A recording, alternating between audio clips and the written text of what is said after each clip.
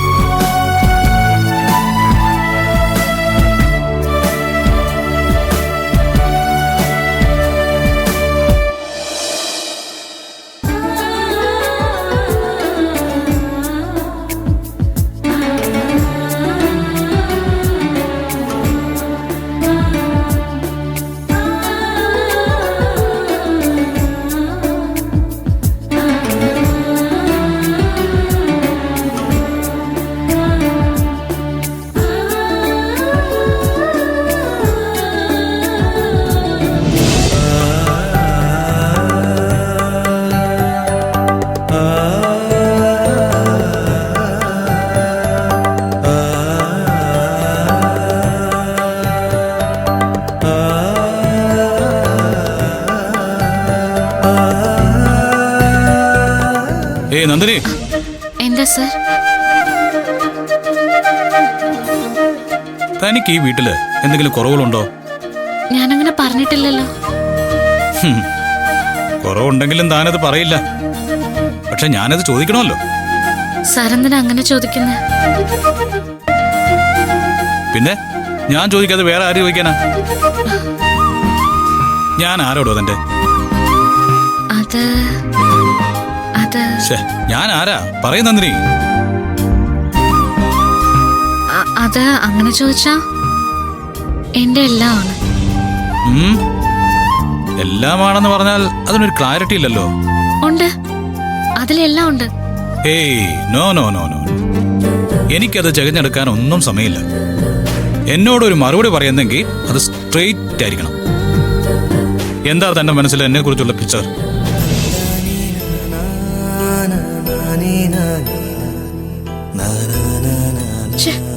ഇങ്ങനെ നോക്കാതെ സർ. നോക്കുന്നോണ്ടെന്താ? എനിക്കെന്തോ വല്ലാതാകുന്നുണ്ടേ. ആ, അങ്ങനെ ഒരാള് നോക്കിയാൽ ഉടനെ അങ്ങ് വല്ലാതായി പോവും. പിന്നല്ലാതെ. സാർ കണ്ണെടുക്ക് സർ. ശരി ശരി ശരി, എന്നാ ഞാൻ നേരത്തെ ചോദിച്ച ചോദ്യത്തിന്റെ ഉത്തരം പറ. ഞാൻ എല്ലാം എന്ന് പറഞ്ഞതോ?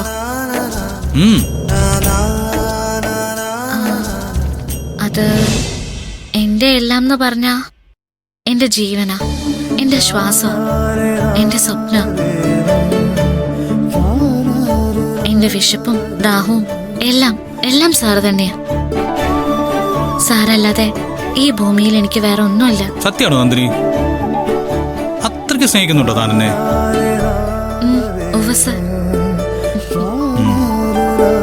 അപ്പോ ഇത്രയൊക്കെ സ്നേഹിക്കുന്ന ആൾക്ക് ഞാനിപ്പോ എന്താ തരിക? എന്ത് വേണേലും ആയിക്കോളൂ, സാറിന്റെ ഇഷ്ടം പോലെ. എന്നാലേ ഞാനൊരു ഉമ്മ തരട്ടെ? അയ്യോ, അതിനെന്തിനെങ്ങനെ നാണിക്കുന്നേ? ഈ മനസ്സിന്റെ ശരീരത്തിന്റെ ഒക്കെ ഉടമ ഞാനാണെന്നല്ലേ കുറച്ചു മുമ്പേ പറഞ്ഞത്. പിന്നെന്താ? എന്നാലും ഒന്നുമില്ല. ദാ പിടിച്ചോ.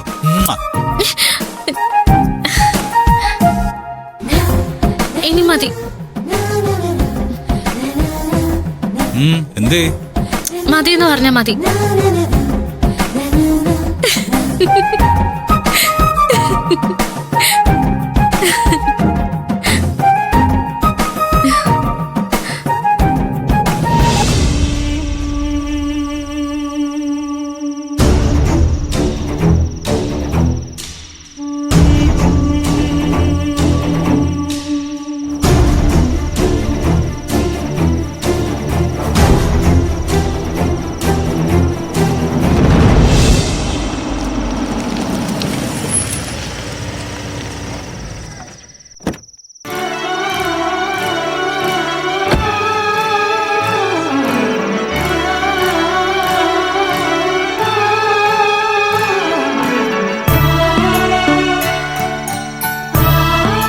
സൂര്യ, അച്ഛനെന്തീ പുറത്തിരിക്കുന്നത്?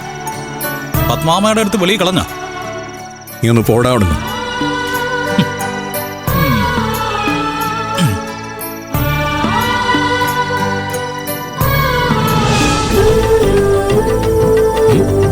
എന്തെങ്ങനെ നോക്കുന്നത്?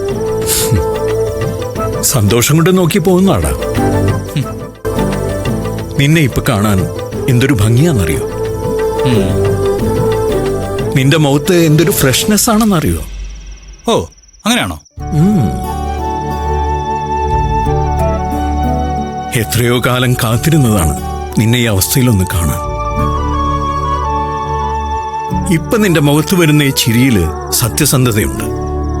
നീ പറയുന്ന വാക്കുകളിൽ ആത്മാർത്ഥതയുണ്ട്. ഇതിനെല്ലാത്തിനും കാരണം നന്ദിനി ഒരാളാ. സൂര്യ, നിനക്ക് നിന്റെ ജീവിതത്തിൽ കിട്ടിയ ഏറ്റവും വലിയ സമ്മാനമാണ് നന്ദിനി. അക്കാര്യത്തില് ഞാൻ ഒരു തർക്കവും പറയുന്നില്ല അച്ഛാ. പിന്നെന്താ? എന്നും നീ ഇങ്ങനെയായിരിക്കണം. എന്നും എനിക്ക് നിന്നെ ഇങ്ങനെ കാണാൻ കഴിയണം. പിന്നെ മദ്യപാനത്തിന്റെ കാര്യം, ഇനി അങ്ങനെ ഒരു കാര്യത്തെക്കുറിച്ച് ചിന്തിക്കില്ല എന്ന് എനിക്ക് ഉറപ്പ് തരണം. ഇനി ചിന്തിക്കില്ലല്ലോ?